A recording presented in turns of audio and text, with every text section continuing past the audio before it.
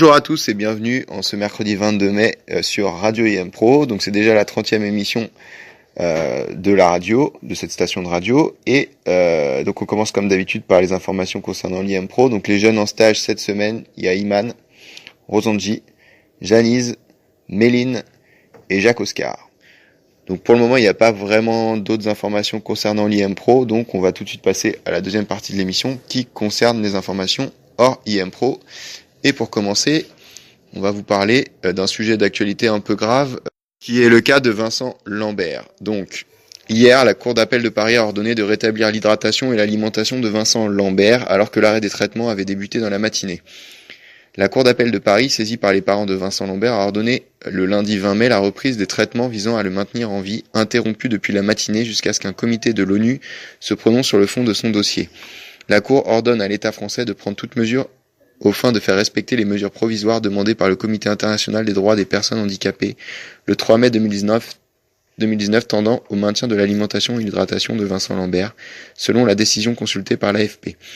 Et effectivement, ce mardi, les médecins ont remis en place l'alimentation et l'hydratation de Vincent Lambert et ont arrêté sa sédation continue. S'est réjoui l'avocat des parents, Jean Paillot, devant la presse à la sortie de l'hôpital Sébastopol de Reims. Le CDPH, comité de l'ONU, avait demandé à la France de surseoir à l'arrêt des traitements dans l'attente d'un examen du dossier sur le fond. Mais la France considérait que la suspension de l'arrêt des traitements préconisée par le CIDPH était dépourvue de caractère contraignant, mettant en avant le droit du patient à ne pas subir d'obstination déraisonnable. Vendredi, en première instance, le tribunal de Paris s'était déclaré incompétent pour faire appliquer cette demande. Dans la manifestation parisienne qui a réuni plusieurs centaines de personnes réclamant la vie pour Vincent, une énorme clameur a retenti lorsqu'un des avocats de ses parents, Monsieur Jérôme Triomphe, a annoncé leur victoire à la foule, a constaté un journaliste de l'AFP. « On a gagné, Vincent doit vivre, Vincent vivra », a-t-il crié. La Cour de Paris a ordonné des mesures conservatoires, à savoir que l'alimentation et l'hydratation de Vincent doivent être reprises sans délai. C'est une extraordinaire victoire, a salué un autre avocat des parents, Monsieur Jean Paillot. Et ce pendant une durée de 6 mois. Permettant au comité de l'ONU d'étudier le dossier de Vincent, a précisé l'avocat. Ce n'est qu'une décision provisoire, mais une décision symbolique et forte. On était en train d'éliminer Vincent, c'est une très grande victoire, ils vont le réalimenter et lui redonner à boire. Pour une fois, je suis fier de la justice. À l'inverse, le neveu de Vincent Lambert, François, favorable lui à l'arrêt des traitements, a dénoncé un sadisme pur de la part du système médico-judiciaire. On nous refait le coup de tout le temps. Il y a une jouissance de la part de ceux qui font tous ces recours juridiques, a-t-il estimé auprès de l'AFP face à cette décision incroyable de la Cour d'appel. Il a évoqué un possible pourvoi en cassation. Le CHRU de Reims avait déjà lancé puis stoppé 2 procédures d'arrêt des soins, l'une portée par le docteur Éric Carriguer en 2013, l'autre par son successeur le docteur Daniela Simon en 2015. La nouvelle interruption des traitements a débuté lundi matin, conformément à une décision médicale signée par le docteur Vincent Sanchez en avril 2018, soutenue par une partie de famille dont son épouse Rachel Lambert, et validée par le Conseil d'État fin avril. Jusqu'à présent, tous les ultimes recours déposés par les avocats des parents avaient échoué. Et Emmanuel Macron, à qui il avait écrit samedi pour l'implorer d'intervenir, a répondu lundi après-midi qu'il ne lui appartient pas de suspendre l'arrêt des traitements décidés en conformité avec nos lois, à quelques jours des élections européennes. La famille est divisée en 2 camps. Rassemblée d'un côté autour de ses parents, ferveur catholique opposée à l'arrêt des traitements, de l'autre côté autour de son épouse Rachel et de son neveu François, qui entendent mettre fin à cet acharnement thérapeutique et qui affirment que cet ancien infirmier avait pris position contre tout acharnement thérapeutique.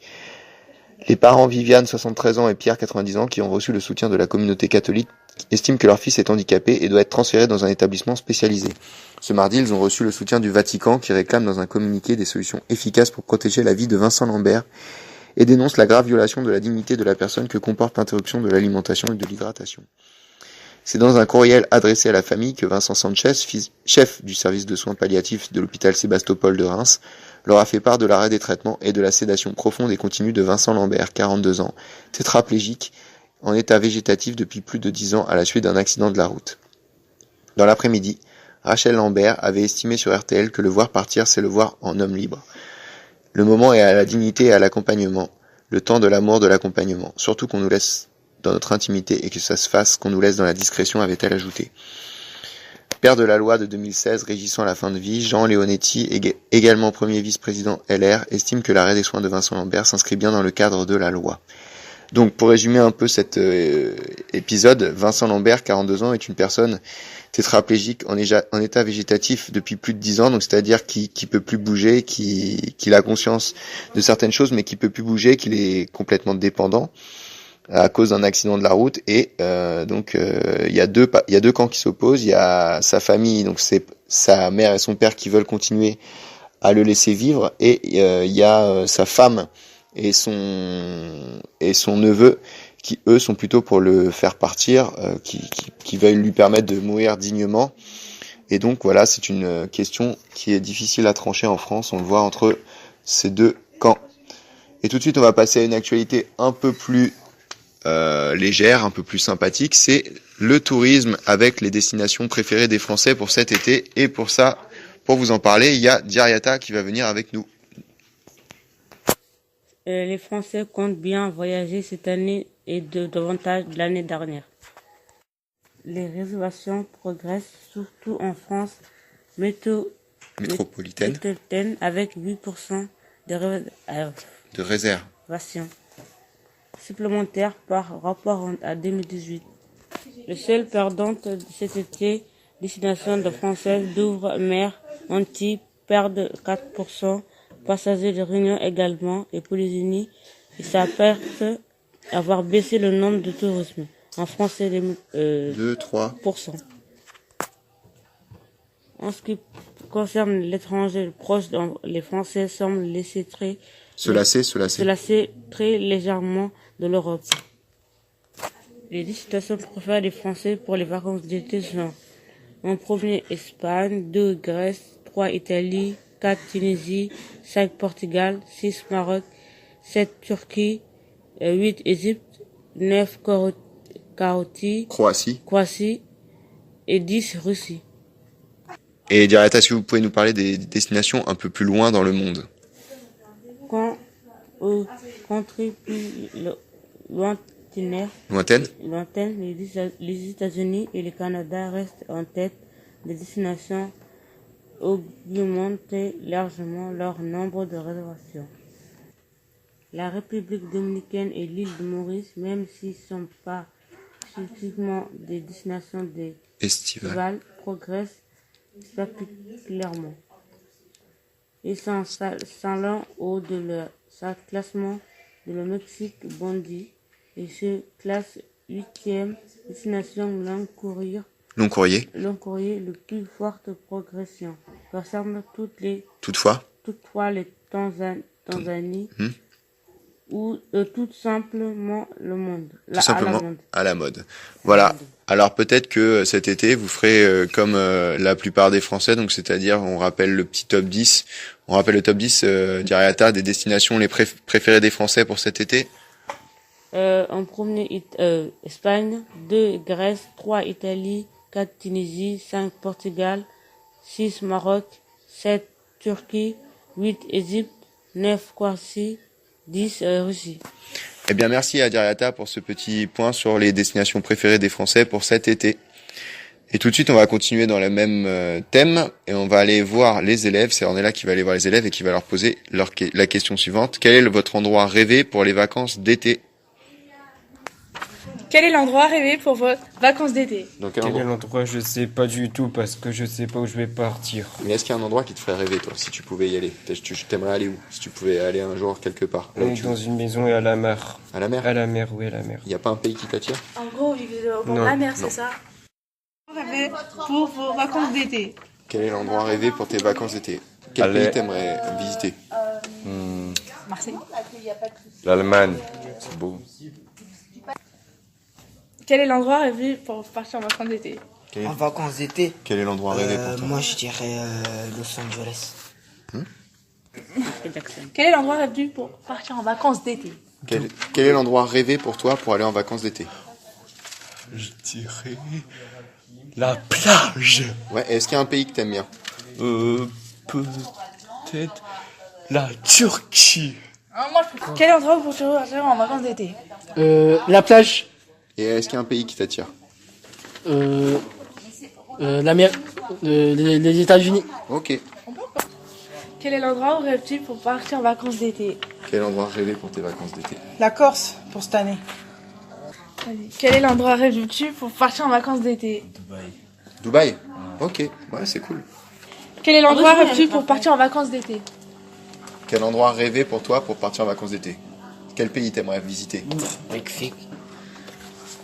Quel est l'endroit rêvé pour partir en vacances d'été? Quel endroit rêvé pour partir en vacances d'été? Oh, les Seychelles.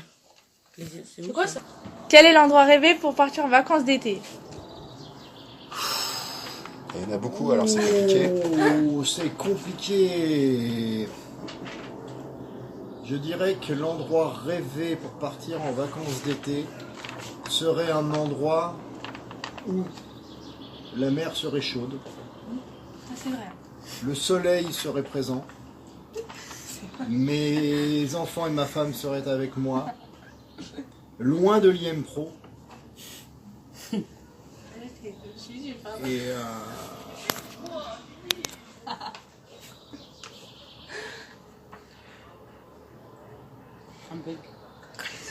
sacré bug. C'est quand même la première fois que vous arrivez à me bloquer. C'est ça. Il n'y a pas un pays en particulier, non? Qui répondrait un peu à ces critères-là? Ben non, parce que... vous continuez d'enregistrer? Ouais. Non, parce que le pays que je rêve d'aller ne répond pas du tout à ces critères-là. Parce qu'il fait froid, l'eau est froide. Ah. Mais je rêve d'aller visiter ma meilleure amie au Canada. Mais qui ne serait pas forcément pendant les vacances d'été. Quel est l'endroit rêvé pour vacances d'été? Pour les vacances d'été. Mon endroit rêvé? Ouais, Oui. c'est ça. Eh ben peut-être les pays du Nord, parce que je n'aime pas trop la chaleur. Donc en Scandinavie? Quel est l'endroit rêvé pour partir en vacances d'été? Pour l'été, je sais pas. C'est quoi votre rêve pour partir en vacances en fait? Le Japon. Endroit rêvé pour vos vacances d'été? Alors, mon endroit rêvé pour les vacances d'été, je dirais le Pérou. Quel est l'endroit rêvé pour vos vacances d'été? L'Italie. Quel est l'endroit rêvé pour vos vacances d'été? Quel est l'endroit rêvé pour tes vacances d'été? L'Espagne. Et tout de suite, on passe à une petite séance musicale. On va passer un morceau d'un petit groupe pas connu, un groupe quand même qui fait des concerts assez régulièrement sur Paris dans des bonnes salles. Et ce petit groupe, c'est un groupe où il y a le guitariste d'Evan Pass. Et donc ce groupe, ça s'appelle Effello et les extraterrestres.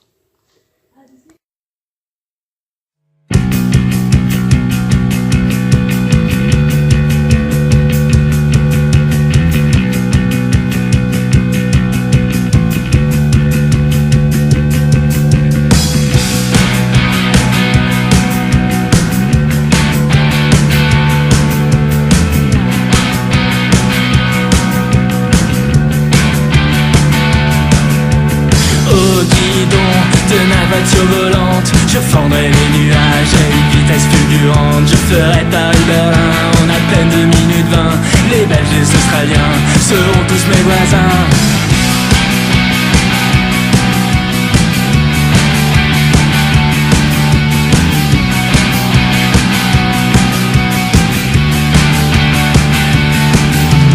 Terminé, la fin dans le monde. On pourra faire pousser des ananas en 30 secondes à n'importe quel endroit.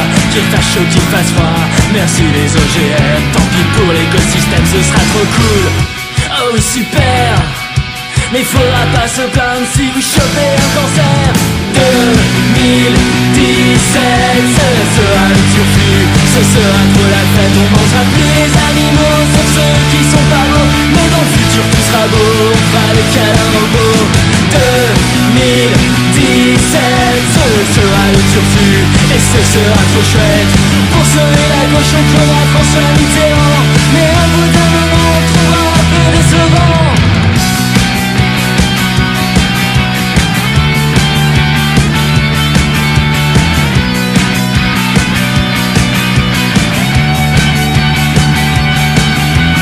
On fera la conquête de l'espace. On découvrira tout plein de nouvelles races. On leur piquera leur planète, on en promettra une plus chouette. Et on les parquera dans un coin un peu cracra. Terminé les guerres de religion. Le rock'n'roll sera le seul truc auquel les gens croiront. Il y aura un peu moins de morts, mais toujours de la bagarre. Pour savoir qui c'est le plus fort, Metallica ou Def Leppard. On se cognera, on s'engueulera. Et tout ça finira autour d'un bon jus d'ananas. 2017, ce sera le turfu. Ce sera trop la fête. Ça fera plus de 20 ans déjà que Renaud est mort. Il nous manque tellement des fois, on croit l'entendre encore.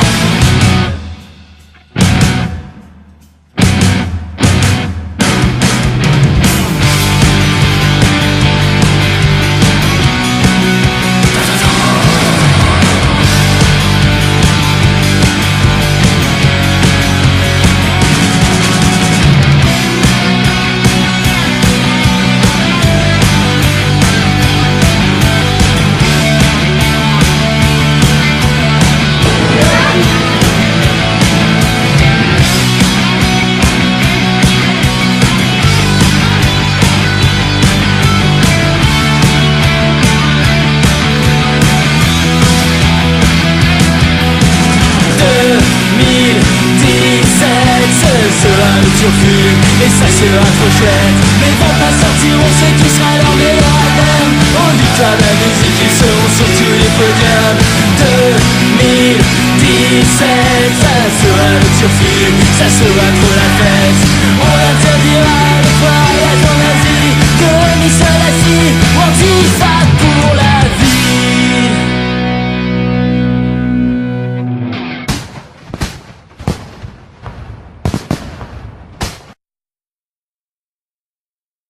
Et tout de suite, on passe à l'actualité du jour. Alors, les européennes. Les principaux candidats aux élections européennes tenteront ce mercredi soir sur France 2 de mobiliser un électorat encore atone et de faire enfin bouger des sondages plutôt stables à 4 jours du vote.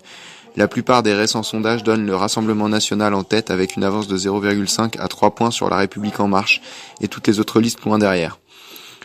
Taxe GAFA. Le Sénat à majorité de droite a voté à main levée dans la nuit de mardi à mercredi en première lecture l'instauration d'une taxe sur les géants du numérique porté par Bruno Le Maire, inscrivant dans le texte son caractère temporaire. La taxe GAFA, déjà adoptée à l'Assemblée nationale, doit faire de la France un des pays pionniers en la matière, en dépit de l'opposition des États-Unis. Vincent Lambert, donc on en a parlé en première partie d'émission, les traitements pour maintenir en vie Vincent Lambert en état végétatif depuis 10 ans ont repris mardi conformément à la décision surprise de la Cour d'appel de Paris, les parents demandant une nouvelle fois le transfert de leur fils dans un établissement spécialisé. Agression de Julia, son histoire est devenue un emblème, celui du rejet que subissent au quotidien les personnes transgenres. Le 31 mars, en marge d'une manifestation contre le président algérien qui se tenait place de la République à Paris, Julia, 31 ans, a été violemment prise à partie par plusieurs personnes. D'abord agonie de commentaires humiliants, elle est ensuite ébouriffée puis frappée. La scène a été filmée et diffusée sur Internet. L'un de ses agresseurs présumés doit s'expliquer devant la justice ce mercredi. Au Moyen-Orient, les États-Unis ont fait état mardi d'indications selon lesquelles le régime de Bachar el-Assad aura mené une nouvelle attaque chimique en Syrie menaçant de représailles.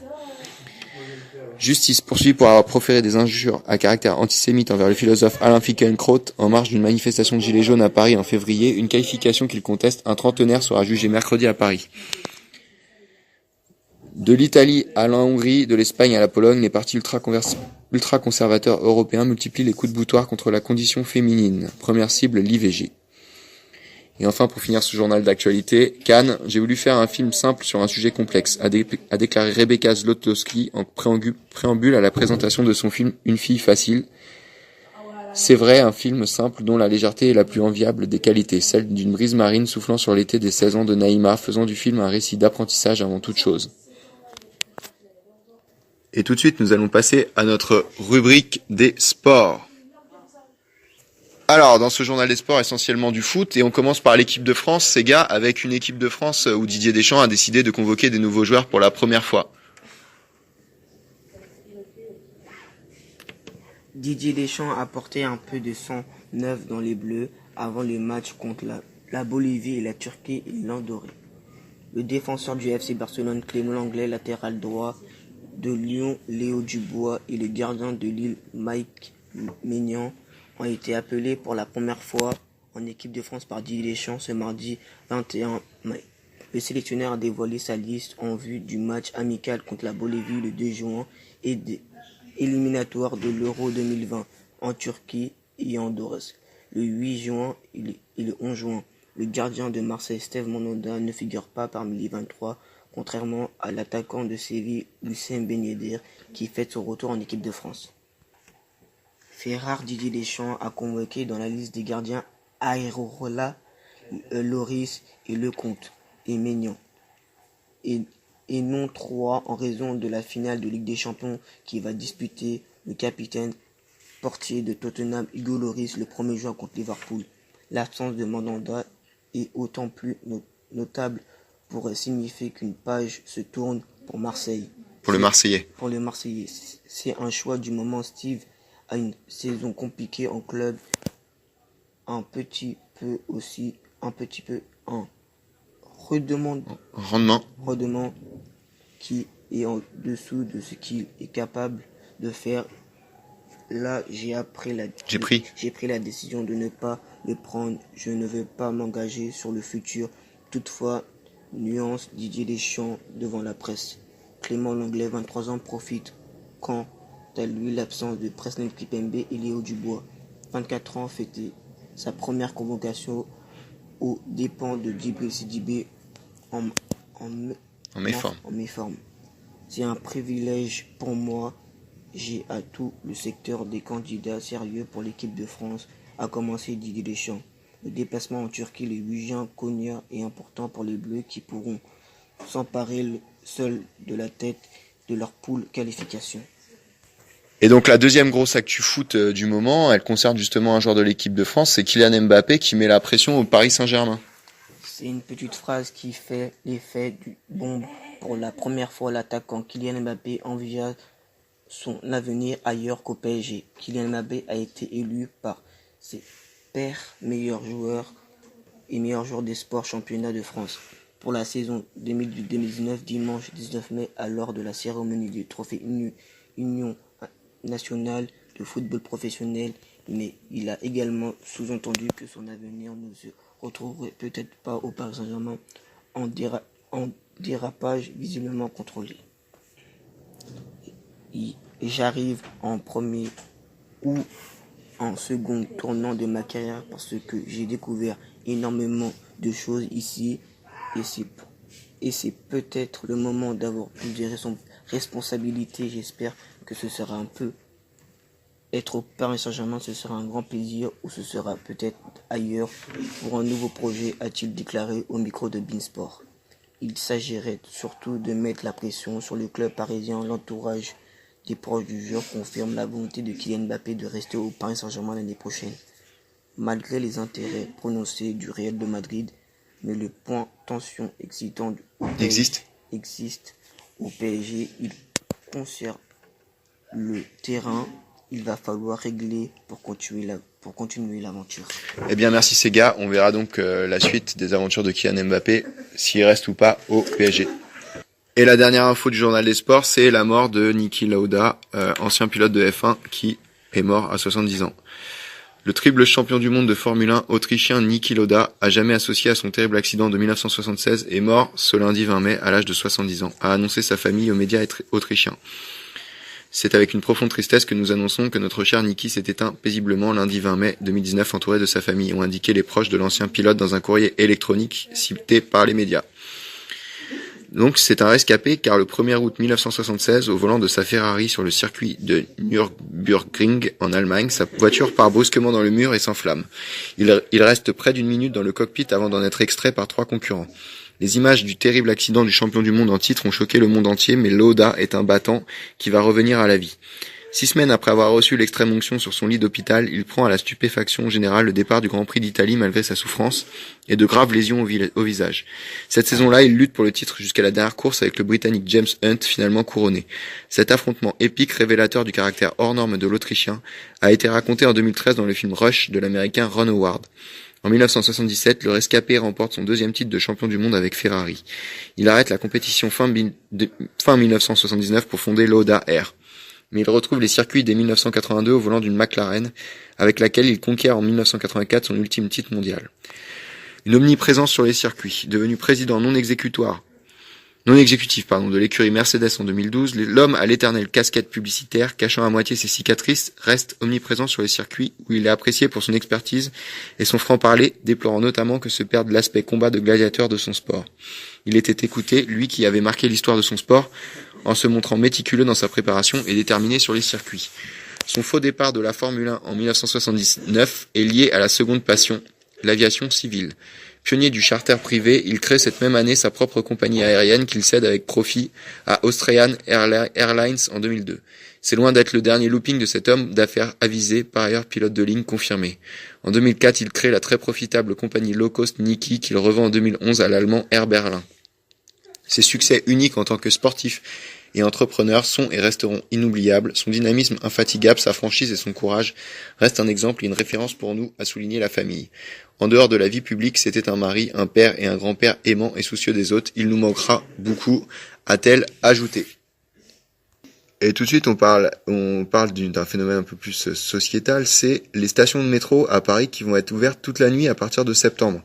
Au mois d'avril, Valérie Pécresse avait annoncé une phase de test durant laquelle certaines lignes fonctionneront toute la nuit. Et donc pour vous parler de ça, c'est Diriata. On sait plus sur les dispositifs annoncés au mois d'avril par Valérie Pécresse. La présidente des régions d'Île-de-France avait promis les tests pendant 6 mois. La ligne métro fonctionne toute la nuit au samedi par mois. Le détail, ce plan était rendu au public lundi 20 mai. Au total, 6 lignes de métro et 3 lignes de tramway sont concernées par le dispositif. Il s'agit de la ligne 1, 2, 5, 6, 9 et 14 pour ceux qui du métro concernant le tram habitué. Les lignes T, T3, T3B et T2 seront désormais que le service sera à partir de fonctionnement toute la nuit, une fois par mois. À noter toutefois que tous les arrêts ne sont pas desservis. À titre d'exemple, par la ligne 9 et le métro ne marquera pas l'arrêt aux stations Charonne, rue des Boulets, station entre Vilaine, Voltaire et Nation. C'est la même pire sur cette ligne entre les stations Trocadéro par porte de Saint-Cloud, puisque le métro passera pas au moins de 7 stations sans arrêt. Ci-dessous les détails. Station réserve H24 en samedi par mois. Ce disponible accompagne d'un recensement des lignes du bus Nautilien avec parfois un intervalle de 5 minutes lors de la nuit festive en noir sur les cartes. Les jours sont déjà arrêtés par ce permis des tests de 6 mois, le samedi 14 septembre, le samedi 12 octobre, le samedi 9 novembre, le mardi 30 décembre, le samedi 11 janvier, et le samedi 8 février et le samedi 7 mars. Eh bien, merci à Diriata pour ce petit sujet sur les stations de métro qui vont ouvrir toute la nuit à partir de septembre. Donc, vous avez bien compris, c'est certaines lignes de métro qui vont ouvrir toute la nuit à partir de septembre et tous les arrêts ne seront pas desservis. Donc, il y aura plusieurs arrêts où vous ne pourrez pas descendre si vous prenez ces métros de nuit. Voilà, merci Diriata. Et tout de suite, on retrouve Clément pour un objet culte, pour un peu dans la culture geek, c'est la pop culture en figurines. Alors, ce sont de petites figurines en vinyle qui envahissent les rayonnages des magasins et qui conquièrent de plus en plus ceux d'adeptes. Et pour vous parler de ça, donc, c'est Clément. Un petit corps, une grosse tête carrée, des grands yeux noirs, un gros vinyle, haute de 10 cm, vendu dans la boîte mécanique, envahissent le magasin. Les figurines sont des objets, déjà des collections, pas joués par les enfants. Les amateurs de séries ne sont pas déçus. 6000 pop existent. Un film, dessin animé, série ne pas traverser, que ce soit Star Wars, Harry Potter, Game of Thrones, Dragon Ball Z, les Avengers. On trouve aussi Aladdin, Peter Pan, Tom et Jerry, les Ponces ou les héros des mangas. Tous sont les pop. Même Paul Bas, Elton John, Mariah Carey et les présidents américains, ils ont des figurines à leur effigie. C'est pour l'American Fango. Les pop, dont le nom vient de pop pur, sont arrivés dans la boutique en 2011. Ils ont du succès depuis 4 ans. Sur YouTube. Il y a beaucoup de vues sur YouTube. Sur Instagram.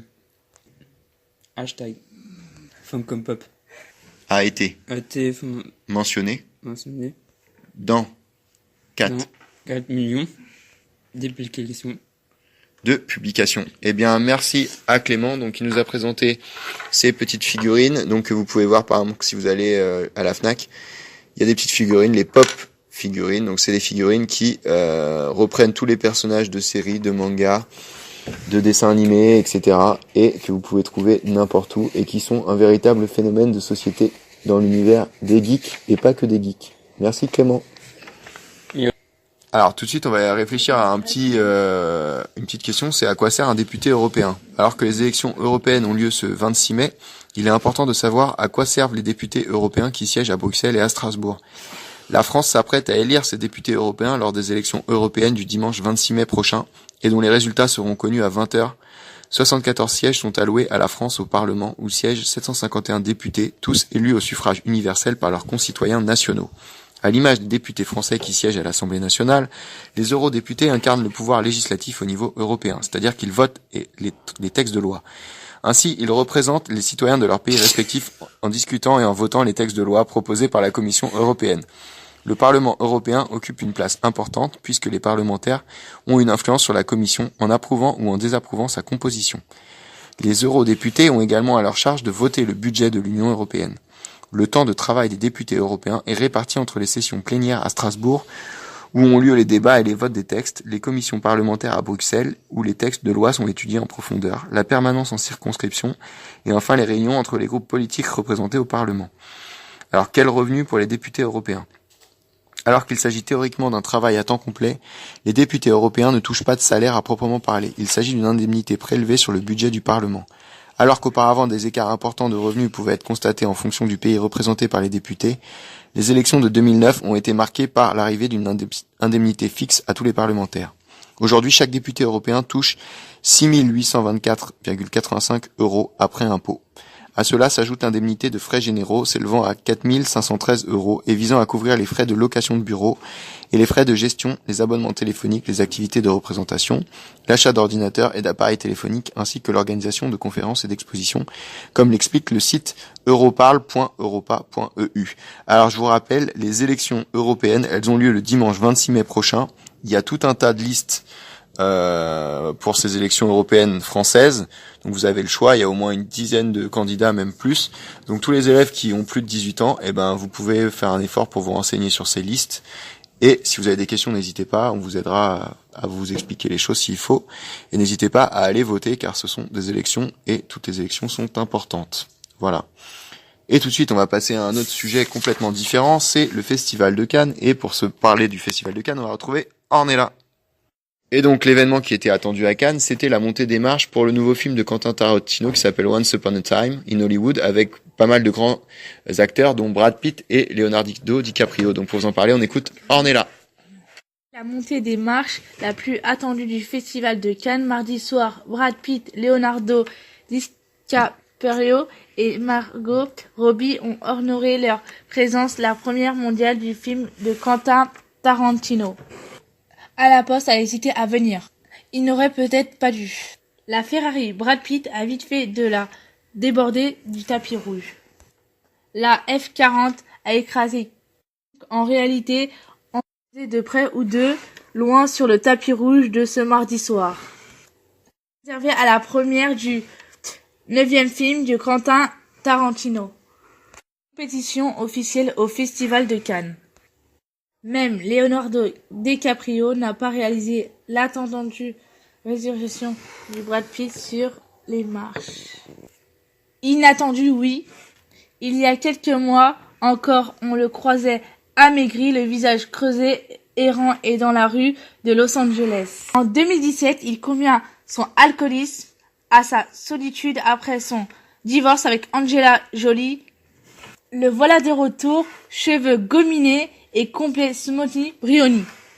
Dans Once Upon a Time in Hollywood, il joue la doublure cascade de Leonardo DiCaprio, star de western télévisé.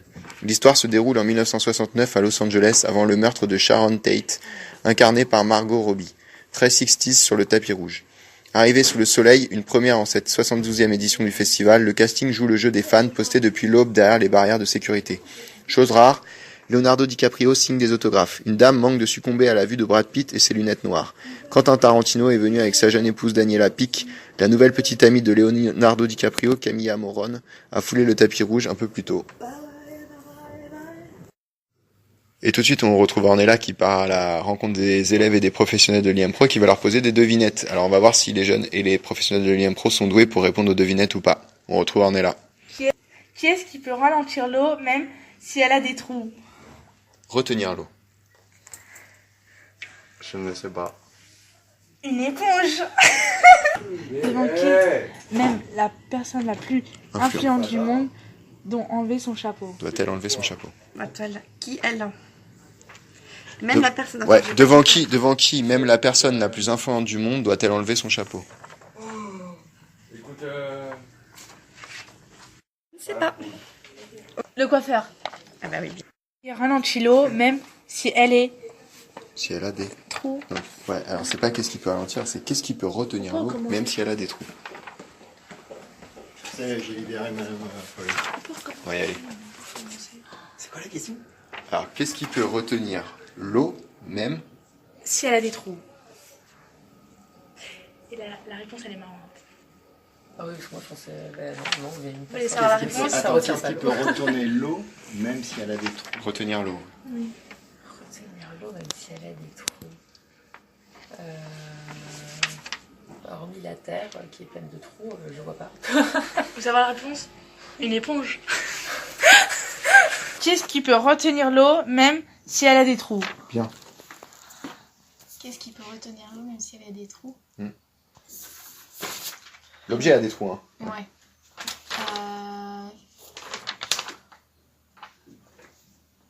Une pochette plastique perforée. Ah, bah c'était une bonne idée, mais non, c'est pas ça. C'est quoi la réponse? Une éponge. Devant qui même la personne la plus influente du monde doit enlever son chapeau. Doit enlever son chapeau. La plus influente du monde. Enlever son chapeau.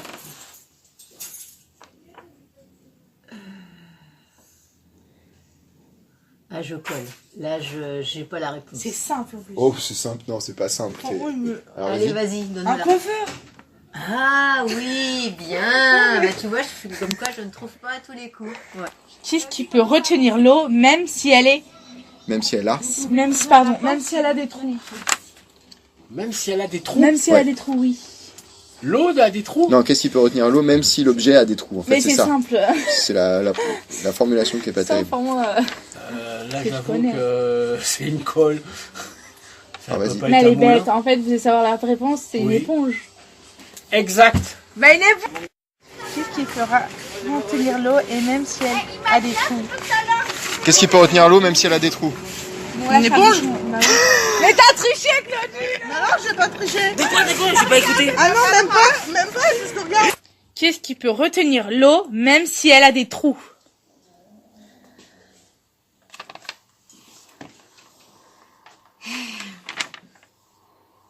Le nuage, non? Non. Le nuage, je vois pas d'autre. Bah, vas-y. La vie, l'eau de vie, non? Une éponge. Ah, bien. Très bien.